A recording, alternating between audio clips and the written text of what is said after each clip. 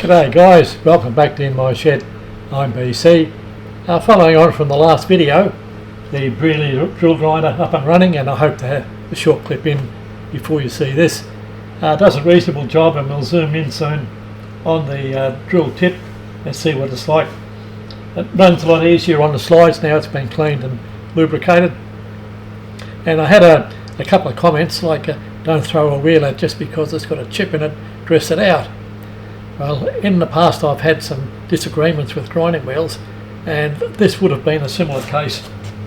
I dropped it on the floor purposely and broke it, but as I'll show you now, that's the point of damage, and the fracture is directly tangential from the centre out to the point of damage. Would I have used that again? Not as long as my bum points to the ground. You can actually see a small fractured area under the impact point in the wheel. So if I had it broke anywhere else, I would be very, very reluctant to talk to you about it. But tangentially in from the impact damage, just off the fracture on the outside, that's where it broke. So if it's got a crack or if it's got a ding, throw it in the shit house. Okay, I'll put the spotlight up a bit higher and bring you in and show you the point of the drill. I'm reasonably pleased with this. You can vary the amount of clearance you dial in. There's a pusher plate behind the chuck that works onto the cam, and I've set it for only minimal clearance because this drill will probably be getting a bit of an arduous job later on, but the chisel edge is just about 10 to 15 degrees off perpendicular to the cutting edge, and that is just about perfect for a twist drill. The next thing I'll be working on is using a small drill chuck. I use an ER11 chuck in my home built drill grinder for doing small drills down to about 1.5mm. So that's a project that's coming in the near future. But I'll move the camera over, zoom you in and give you a look.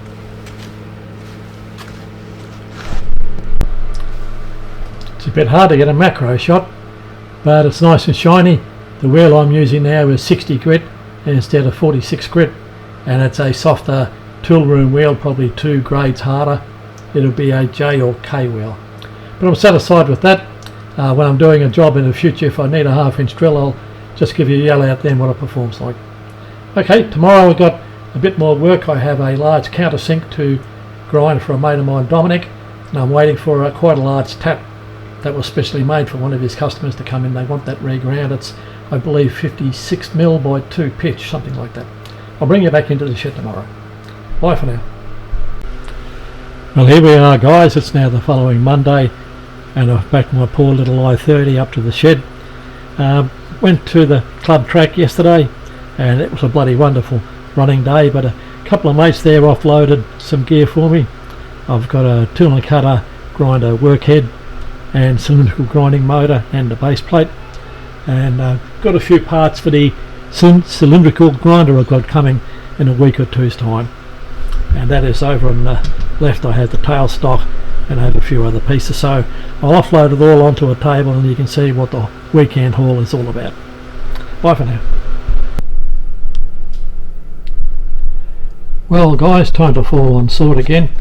The 2 segments of the video just didn't tape, and I packed everything away, so not going to get the table out again and restack everything, but I'll do a bit of an ad lib and show you what we've got here. We'll start off with what is the fixed steady and the travelling steady, I think, and a work light, all very well made. A couple of drive dogs in there, and I don't think the work light's been used yet, so that was a good addition. Ran behind the mill, and that big lump there is the tailstock off the cylindrical grinder.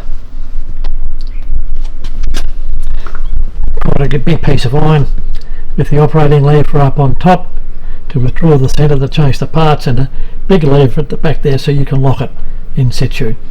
That's hanging up on the floor because it's just too bloody heavy for me to pick up and put on the shelf. I only had a bench space available about chest height and I couldn't get the bloody thing up that high. We've also got 20 litres of oil for the hydraulics, nicely supplied by Graham. Now here's another look.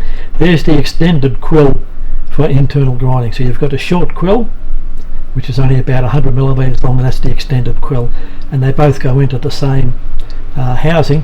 That's about 80 mil diameter. Like, this machine is so sturdy, and that's one reason I'm scared of these things when they crash. If you crash a 300 mil grinding wheel on a machine that weighs 2 tonne, the segments will just come out everywhere and kill you.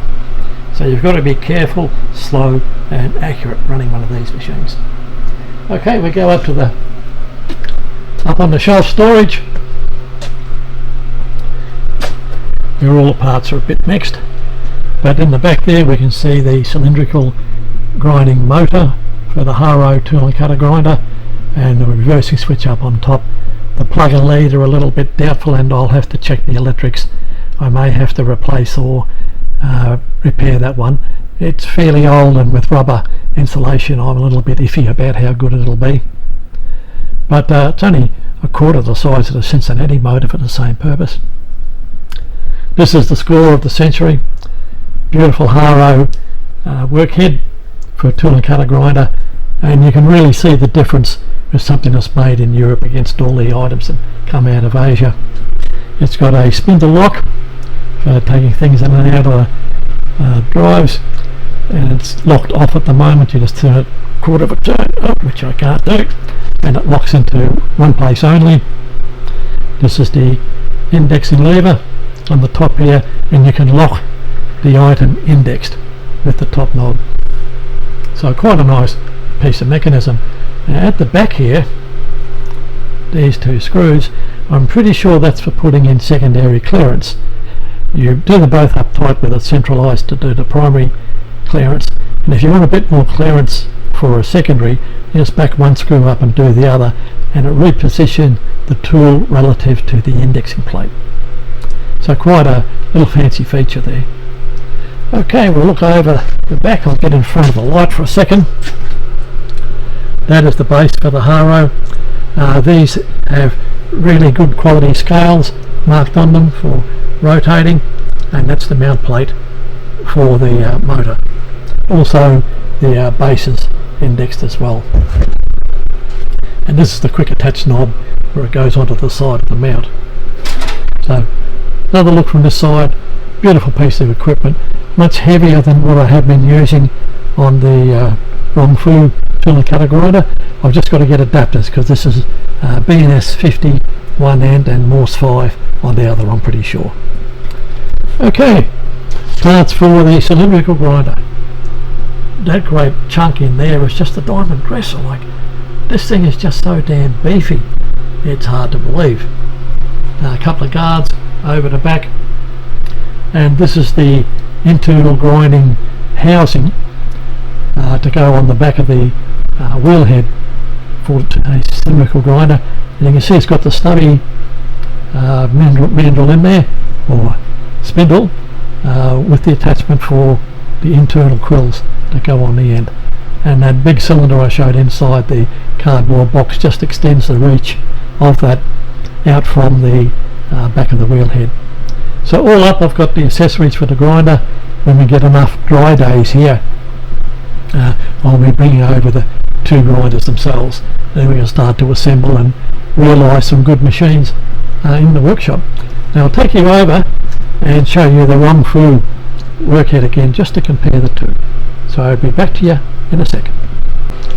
Now this is the little Rongfu workhead that I have been using for 20 years for annular cutters, etc. And look, there's nothing wrong with it. It's very, very light, subject to a little bit of chatter, and it's done the job admirably, but it's not a piss in the ocean compared to that Haro workhead. Anyway, I'll get a few more parts assembled, probably a couple of weeks, and bring you back and show you how we're progressing on the subject. Please like and subscribe. Thanks for being here.